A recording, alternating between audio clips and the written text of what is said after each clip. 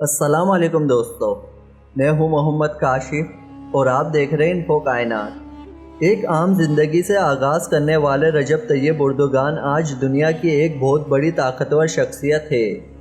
وہ 20 سال سے ترکی کی قیادت کر رہے ہیں اور انہوں نے اپنی محنت اور ایمانداری سے ترکی کی تقدیر بدل کر رکھ دی ہے۔ اردوگان کی 2 دہائیوں سے جاری اقتدار کو مئی 2023 میں ہونے والے صدارتی اور پارلیمانی انتخابات میں طاقتور سیاسی اتحاد کے خلاف کانٹے دار مقابلے کا سامنا تھا، لیکن صدارتی انتخابات کے دوسرے مرحلے میں کامیابی کے بعد اب ان کے اقتدار کا سفر تیسری دہائی تک بڑھ رہا ہے۔ فروری 1954 میں پیدا ہونے والے اردوگان کے والد ساحلی محافظ تھے۔ جب رجب طیب اردوگان 13 سال کے تھے تو ان کے والد نے اپنے 5 بچوں کی بہتر پرورش کی امید میں استنبول منتقل ہونے کا فیصلہ کیا۔ نوجوان اردوگان نے پیسے کمانے کے لیے لیمو پانی اور تلوں والے بیگلز فروخت کیے، جنہیں ترکی میں سمیت کہا جاتا ہے۔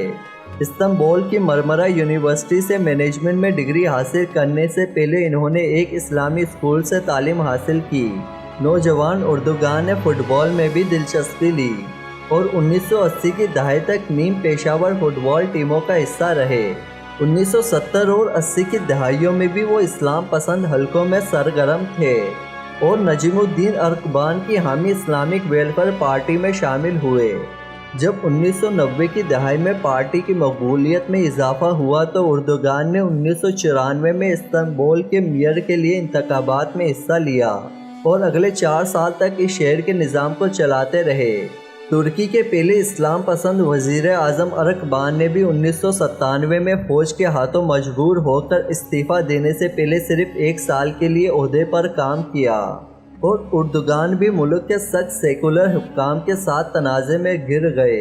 اسی سال انہیں ایک اسلامی نظم کو عوامی جلسے میں پڑھنے پر مجرم قرار دیا گیا۔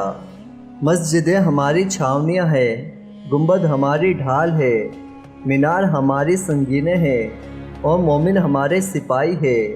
رجب طیب اردوگان نے جب یہ نظم پڑھی تو انہیں مذہبی بنیاد پر اشتعال انگیز کے جرم میں 4 ماہ جیل میں گزارنے پڑے، لیکن اس کے ٹھیک 17 سال بعد 1916 میں انہیں اپنے کیے ہوئے الفاظ کی تعبیر مل گئی۔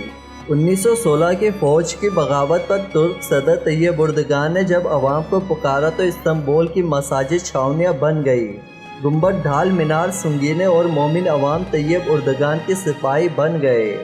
1999 میں جن مساجد کے مینار طیب اردوگان کو جیل سے نہ بچا سکے تھے، 1916 میں انہی میناروں نے اردوگان کی وفا کا حق ادا کر دیا۔ ساری رات ان میناروں سے طیب اردوگان کے حق میں صدائیں بلند ہوتی رہی۔ ٹینکوں کے آگے سینہ سپر جمہوریت پسند عوام کے لبوں سے نکلنے والے نعرے لا الہ الا اللہ، اللہ اکبر کا نعرہ مستانہ بن گئے۔ امید کرتا ہوں کہ آپ کو یہ میری چھوٹی سی ویڈیو پسند آئی ہوگی، تو پلیز اس ویڈیو کو لائک کریں، اپنے دوستوں میں شیئر کریں اور میرے چینل کو ضرور سبسکرائب کریں۔